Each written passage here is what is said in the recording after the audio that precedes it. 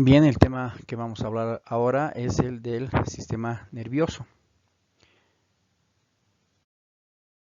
¿Qué es el sistema nervioso? ¿Cuál es el concepto del sistema nervioso? Es un conjunto de estructuras que rigen la coordinación y el control de todas las funciones del cuerpo, asegurando la integridad del organismo como algo único y su relación con el medio. El sistema nervioso controla y coordina las funciones de todo el cuerpo, detecta, interpreta y responde a estímulos internos y externos. Los mensajes que transmite son señales eléctricas a las cuales llamaremos impulso. Y la unidad fundamental de este sistema es la neurona. El sistema nervioso está dividido en dos grandes grupos o segmentos, que es el sistema nervioso central y el sistema nervioso periférico. El sistema nervioso central actúa como un centro de control y elaboración de respuestas a estímulos del medio externo e interno. En cambio, el sistema nervioso periférico está formado por receptores sensoriales y nervios, que pueden ser sensitivos, motores o mixtos, que actúan como líneas de comunicación hacia y desde el sistema nervioso central. ¿Cuáles son las propiedades del tejido nervioso? Tenemos la excitabilidad, que es la propiedad por la cual se estimula al tejido nervioso para producir el impulso. Es la capacidad para responder a los estímulos. La conductividad es la forma en la que se va a conducir este estímulo a través del organismo, es decir, conducir el impulso hacia y desde el sistema nervioso central. ¿Cuáles son las funciones del sistema nervioso central? 1. Capta la información o el estímulo. 2. Procesa esta información. 3. Elabora la respuesta más rápida y eficaz. Las células del sistema nervioso, la básica es la neurona, que es la unidad funcional del sistema nervioso. Es una célula especializada, transforma los estímulos en señales electroquímicas y transmite las señales en forma de impulso nervioso. La estructura de la neurona. Acá podemos ver una neurona en la cual vamos a identificar sus partes. El cuerpo o soma, las dendritas, la vaina de mielina, el axón de la otra neurona, dendritas de las otras.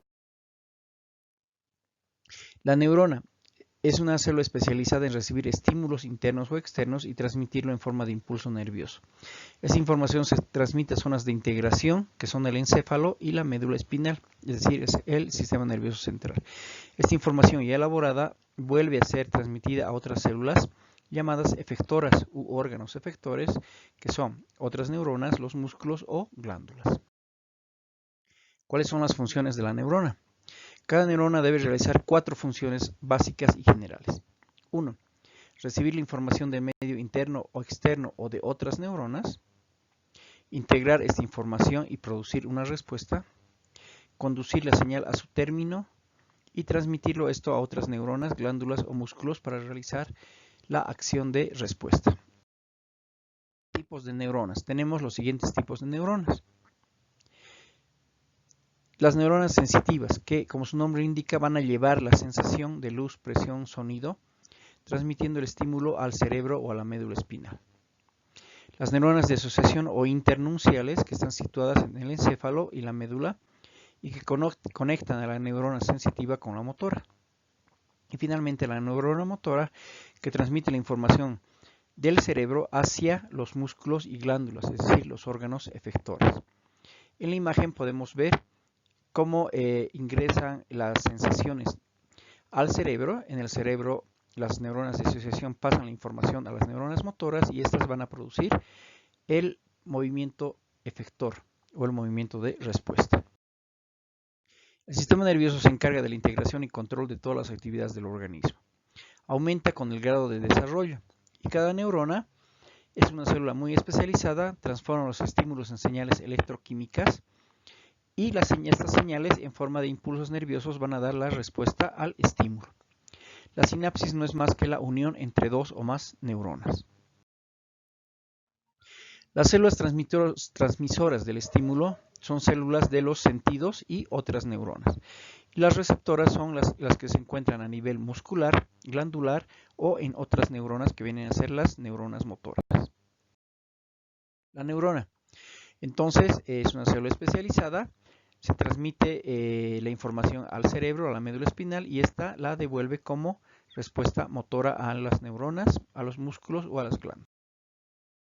Bien, tenemos una neurona donde vamos a encontrar las dendritas, que son prolongaciones finas y cortas, el soma, que es el cuerpo, y el axón, que es la prolongación citoplasmática. El impulso llega a la dendrita. De acá se transmite al cuerpo o soma y pasa al axón. Este axón va a transmitir la información a través de sus terminaciones o telodendrón a las dendritas de las células vecinas. Es decir, la comunicación se da por el axón con las dendritas. ¿Cómo está estructurada una neurona? El cuerpo celular o soma, que contiene el núcleo y a los organelos, así como al citoplasma, está rodeado. Las dendritas son prolongaciones cortas y múltiples que reciben el impulso de otra neurona o del medio ambiente. El axón es una prolongación larga y única por donde transita el estímulo que va a ir a otra neurona a nivel de la dendrita. Y la vaina de mielina es una forma de estructura que cubre al axón en forma de vaina, por eso se llama vaina de mielina, que contiene también las células de Schwann, que van a dar la rapidez al impulso nervioso o a la respuesta. Los axones y dendritas se agrupan en haces de fibras, que son los nervios. En cambio, los cuerpos neuronales o somas que se unen son los ganglios nerviosos. Ahí tenemos una imagen del axón y de la mielina. Dentro de la mielina vamos a encontrar las células de Schwann. Bien, la descripción histofisiológica de la neurona es la siguiente. La neurona es la unidad básica del sistema nervioso. Ahí tenemos la neurona. Tenemos la membrana celular, que se encuentra rodeando al cuerpo de la célula, la dendrita, que son prolongaciones cortas, el núcleo, que se encuentra dentro del soma, el cuerpo celular, que va a rodear al núcleo, el axón, las células de Schwann y la vaina de mielina, y las terminaciones, que son las ramas del axón. Los puntitos que se ven al final son los llamados botones presinápticos, que actúan en la unión entre las diferentes neuronas. Los nervios son haces de axones o fibras nerviosas de miles de neuronas del sistema periférico. Es la unión de un nervio, entonces la unión de axones y fibras. Existen dos tipos de nervios, los sensitivos que llevan el estímulo y los motores que llevan la respuesta. En cambio, los ganglios nerviosos son la agrupación de somas o cuerpos neuronales del sistema periférico. El impulso nervioso se transmite del medio externo, o también puede ser el medio interno, a través de un estímulo. Este estímulo es recogido por la neurona sensitiva, que lo va a llevar a la interneurona. Esta interneurona se va a comunicar con la neurona motora y se va a producir la respuesta en el órgano efector, que puede ser un músculo, una glándula u otra neurona. En este caso estamos viendo el reflejo rotuliano. Golpeamos sobre el ligamento rotuliano. Este ligamento va a pasar la información del golpe por la neurona sensitiva, llega a la interneurona, de la interneurona pasa la información a la neurona motora, baja la información motora y se produce el movimiento de la rodilla. Eso se llama acto reflejo. Ahí tenemos el acto reflejo, igualmente, por donde va a ir el impulso nervioso sensitivo desde la piel, en este caso por un pinchazo, va a llegar a las astas dorsales de la médula espinal, se va a transferir a las células motoras y se va a producir la respuesta. En este momento vamos a ver en ese puntito, en ese círculo, cómo se produce este acto reflejo. Ahí va, atraviesa, llega y devuelve la respuesta. ¿Sí? Vamos a volver a realizar la actividad para que se pueda entender mucho mejor. Ahí va y la respuesta. Ese es el acto reflejo que se produce a nivel de la médula espinal. El impulso nervioso es una señal electroquímica a través de la membrana de la neurona. La membrana citoplasmática tiene dos soluciones, una por fuera, que es la extracelular, y una por dentro, que es la intracelular, en las que hay una diferente concentración de sodio. Esta concentración de sodio, al juntarse con el potasio, forma lo que se llama la bomba de sodio y potasio, que mantiene el equilibrio con un gasto de energía. Esto es muy importante a nivel de la neurona. ¿Por qué? Porque la neurona va a mantener el desequilibrio del sodio y potasio. Esto también va a llevar a un desequilibrio de cargas, es decir, por fuera de la membrana hay más sodio y por dentro hay menos sodio. Cuando se alteran estas cargas, se produce el impulso nervioso. Mayor concentración de sodio, menor concentración de sodio. Trabaja la bomba de sodio y cuando llega el impulso nervioso, la membrana se despolariza, es decir, que cambia su polaridad de positivo a negativo. Cambia la permeabilidad y comienzan a entrar átomos de sodio al citoplasma. Esto va a generar un potencial de acción, es decir, que se crea una recepción del estímulo para lograr una respuesta a este estímulo nervioso. Cuando el impulso se propaga, ¿qué sucede? La membrana plasmática se va despolarizando en todo su largo, en todo su trayecto. Y por los sitios por donde ha pasado el impulso nervioso, recupera la normalidad. Es decir, que va cambiando alternativamente de polaridad. Y la bomba de sodio y potasio restablece el desequilibrio de concentración entre el exterior y el interior. El impulso nervioso, ¿cómo se va a dar? No se va a dar en forma lineal ni continua, sino se da como una especie de saltos. Por eso se dice que la propagación del impulso es saltatoria. La vaina de mielina está en segmentos que están separados por un estrechamiento llamado nódulo de Rambier, lo que vemos en verde. La mielina, que es lo que vemos en rojo, es lo que va a producir o va a acelerar el impulso nervioso, es decir, va a llevar la comunicación del impulso nervioso a través del sistema nervioso en forma de saltitos, ¿sí? En forma de saltitos, que la hace más rápida. La sinapsis es la unión entre dos o más neuronas a través de las cuales se da el transporte o el trasvase de la información. Es decir, que la información se va a generar de neurona en neurona. Esto se realiza a través de unas sustancias llamadas neurotransmisores, que son 4 principalmente: la acetilcolina, la noradrenalina, la serotonina y la melanina. La función puede ser activadora o inhibidora. Activadora si van a activar algún tipo de respuesta e inhibidora si va a cortar o va a inhibir algún tipo de respuesta, como por ejemplo en el dolor. Ahí tenemos una red de neuronas y una sinapsis. Las neuronas no están unidas directamente, sino que hay un espacio llamado hendidura o espacio sináptico, por el cual se liberan los neurotransmisores y se transmite la información de una neurona a otra. Bien, la estructura del sistema nervioso lo vamos a dividir en sistema nervioso central con su encéfalo y médula espinal. El encéfalo es el cerebro, cerebelo, bulbo, protuberancia. Y el sistema periférico, que está dividido en nervios sensitivos y motores. Estos motores en somáticos y autónomos, y estos autónomos en simpáticos y parasimpáticos, que lo vamos a ir viendo más adelante. El sistema nervioso, ¿cómo está organizado? El sistema nervioso central recibe y procesa la información e inicia una acción de respuesta. Esto va al encéfalo, que recibe la información y la procesa.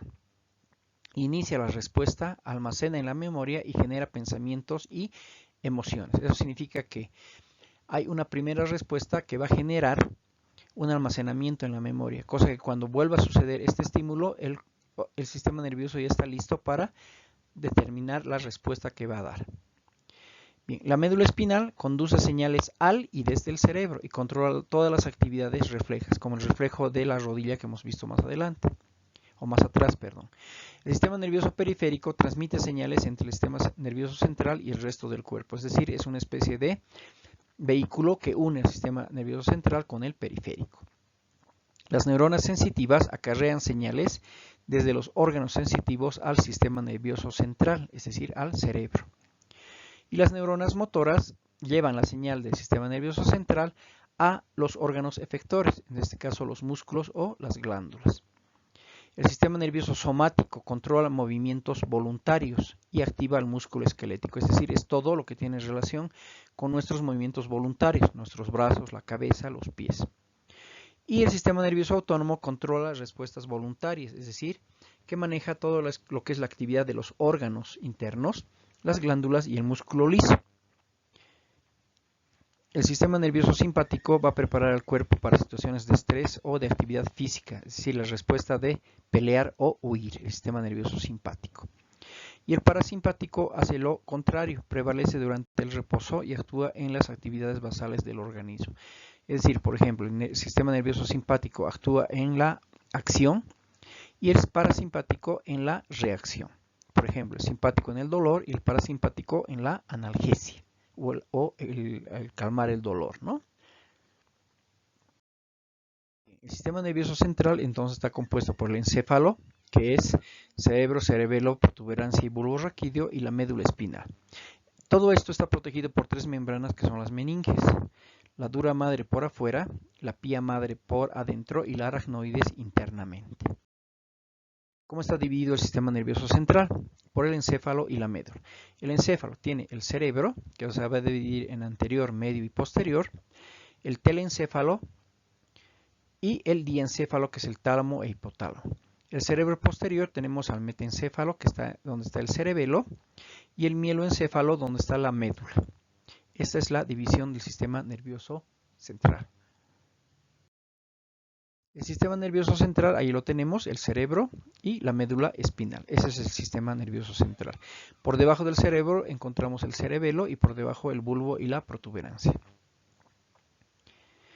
Está formado por el encéfalo y por la médula espinal, entonces protegido por el cráneo y las vértebras respectivamente. El cráneo protege al cerebro y al cerebelo y las vértebras protegen a la médula. Todo esto está protegido o recubierto por una lámina que son las meninges.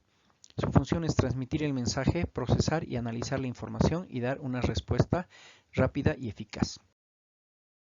El sistema nervioso central, entonces, está compuesto por el encéfalo y la médula, que están envueltos por tres capas llamadas meninges.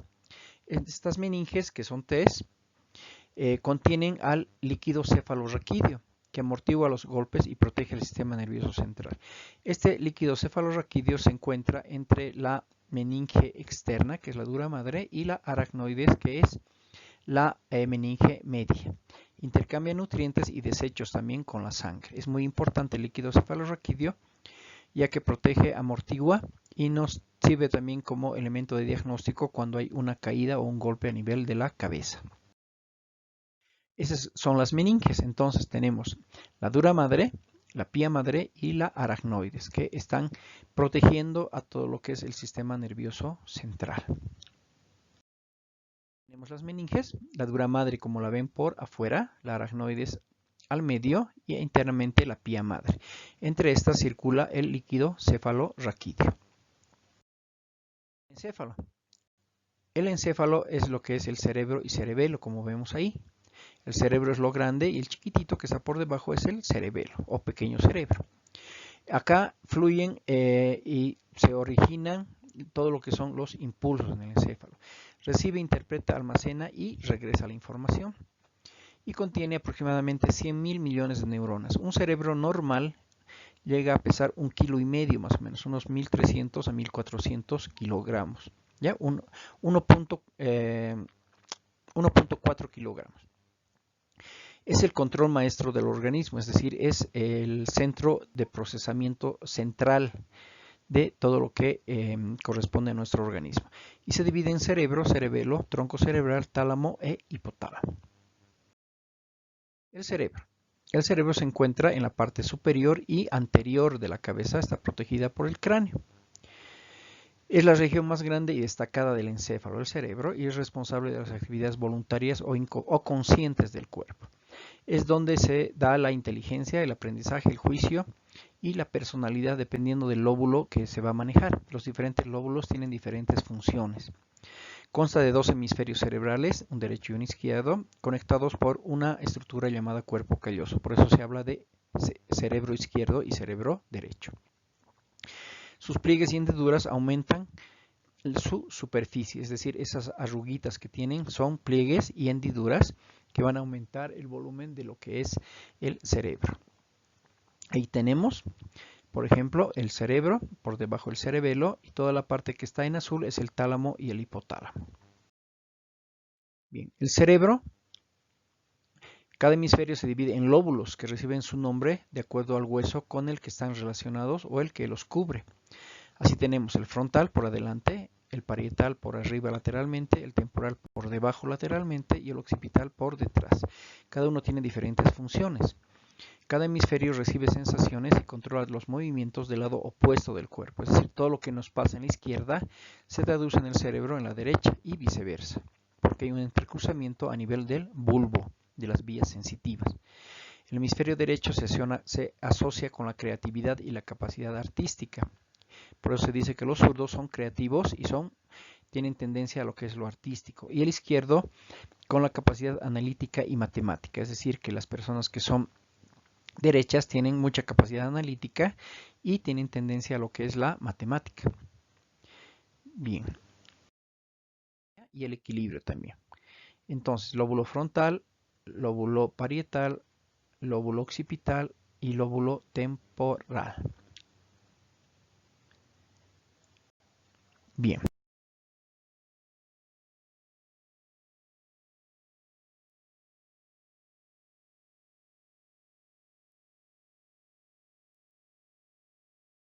El cerebro. Nuevamente tiene dos capas, una externa o corteza y una interna. La corteza está formada por materia gris, es decir, está formada por cuerpos neuronales y procesa la información de los órganos sensoriales y controla el movimiento. La interna es de materia blanca, formada por axones con vainas de mielina y conecta a esta corteza con el tronco cerebral. Ahí tenemos entonces la corteza que está externamente y la parte interna que está compuesta por materia o sustancia blanca. Bien, los hemisferios cerebrales. Ahí vemos los hemisferios cerebrales, el izquierdo y el derecho. La hendidura que podemos ver al medio es la hendidura interhemisférica. Y las partes oscuritas son las arterias y venas cerebrales. Las cisuras o arrugas que ven ahí son las llamadas cisuras cerebrales, que van a dividir al cerebro en lóbulos. Bien, ahí tenemos otra imagen de lo que es el cerebro, visto por debajo, la imagen de arriba, y visto por arriba la imagen que está por debajo. Podemos observar, por ejemplo, la cisura de Silvio, la cisura de Rolando y el cerebelo en la imagen de abajo. Y en la imagen de arriba vemos lo que es la base del cerebro con las cisuras, los bulbos, los nervios y los pedúnculos cerebrales, así como el cerebelo. E igual tenemos los lóbulos cerebrales, ahí ya podemos ver el frontal, el occipital, el temporal y el parietal. El lóbulo frontal siempre está delante, el parietal está por detrás del frontal, el temporal por debajo del frontal y del parietal y el occipital por detrás. Bien, un corte sagital del cerebro nos puede dar la imagen del tálamo e hipotálamo. El tálamo e hipotálamo es lo que van a ser la unión entre ambos hemisferios cerebrales, es decir, es el punto de contacto o de comunicación entre ambos hemisferios cerebrales. El cerebelo. El cerebelo o cerebro pequeño se encuentra por debajo y por detrás del cerebro.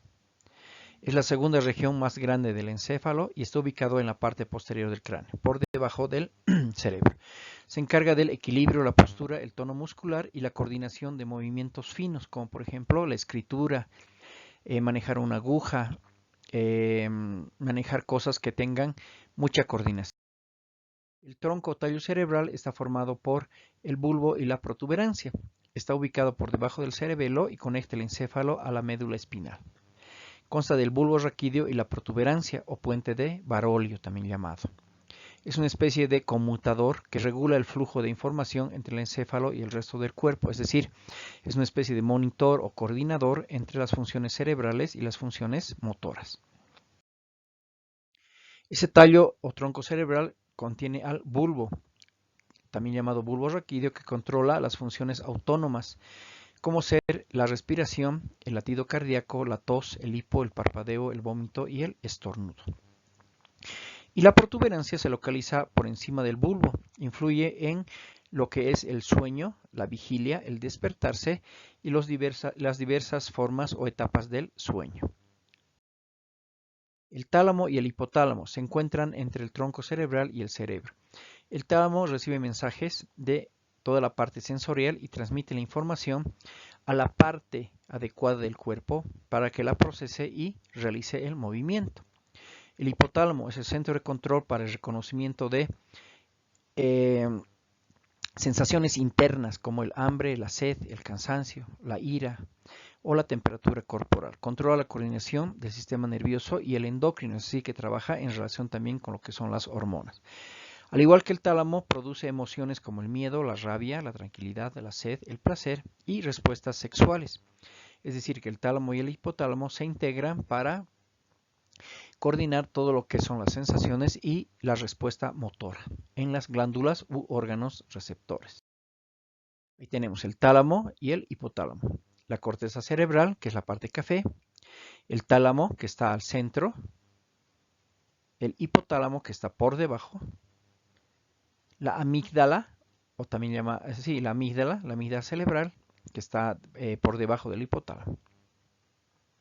Y el hipocampo, que es una estructura que está pegada a la amígdala y por debajo del tálamo, que también tiene relación con lo que es la sensación y el movimiento. La médula espinal. La médula espinal es una estructura alargada que va desde el cuello o de la nuca hasta la parte de nuestra cadera. Se divide en varias estructuras o varias partes. Está situada en el canal vertebral, que está formado por todas las vértebras, desde la parte cervical hasta la parte lumbar. Tiene 31 pares de nervios, es decir, de cada vértebra del lado izquierdo y del lado derecho sale un nervio. Eso forma 31 pares de nervios que corren a lo largo del sistema nervioso y conectan al sistema nervioso periférico con el central.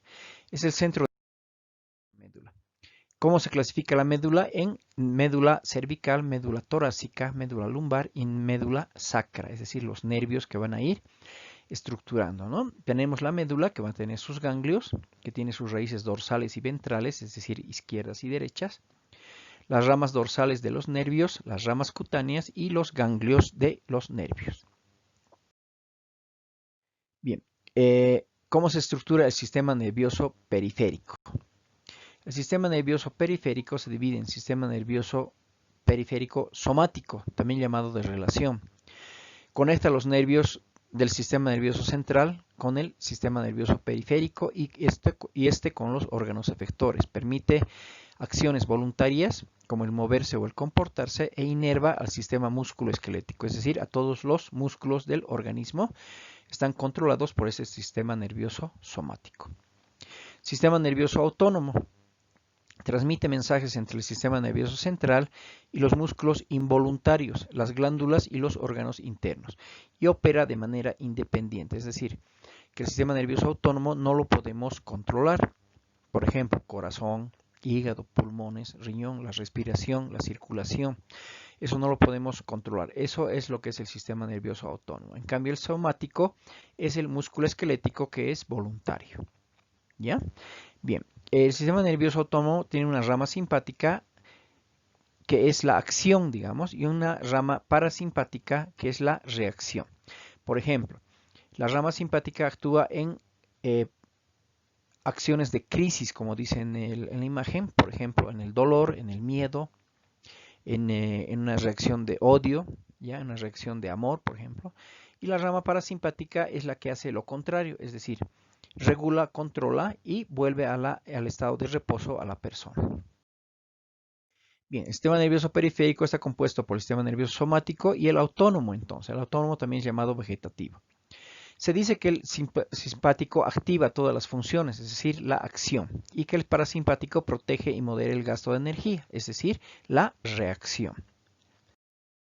Sistema nervioso periférico. Tenemos los nervios espinales, entonces, que son 31 y que terminan en la llamada cola de caballo, que son los nervios espinales sacros y coxígeos. Estos nervios están dados a nivel cervical, a nivel dorsal y a nivel lumbar y controlan todo lo que son los movimientos de los brazos, las piernas.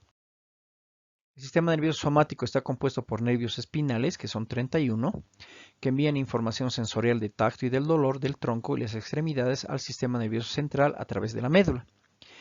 En cambio, los nervios craneales, que son 12, envían información sensorial del cuello y de la cabeza al sistema nervioso central y también de los sentidos. Reciben órdenes motoras para el control de los músculos del movimiento del cuello y de la cabeza. Es decir, los nervios craneales están en relación con el movimiento del cuello, la cabeza y los sentidos, y los nervios espinales con todo lo que es miembro superior, miembro inferior. Sistema nervioso autónomo, también conocido como vegetativo, recibe la información de las vísceras, es decir, riñones, pulmones, corazón, hígado, todo aquello, y del medio interno, y actúa sobre músculos, glándulas y vasos sanguíneos. Es involuntario y se activa por centros nerviosos ubicados en la médula, en el tallo cerebral y en el hipotálamo. Ese es el sistema nervioso autónomo. Fíjense la diferencia entre el sistema nervioso simpático y el parasimpático. El simpático dilata la pupila, el parasimpático la contrae. El parasimpático estimula la salivación y el simpático inhibe la salivación. El simpático relaja los bronquios, en cambio el parasimpático contrae los bronquios. El simpático acelera el impulso cardíaco, el parasimpático reduce el impulso cardíaco. Y así, ¿ya? Entonces uno genera la acción y el otro genera la reacción. Bien, eso sería todo entonces en relación a lo que es el sistema nervioso. Ojalá les sirva como información y para que puedan realizar su actividad académica. Muchas gracias.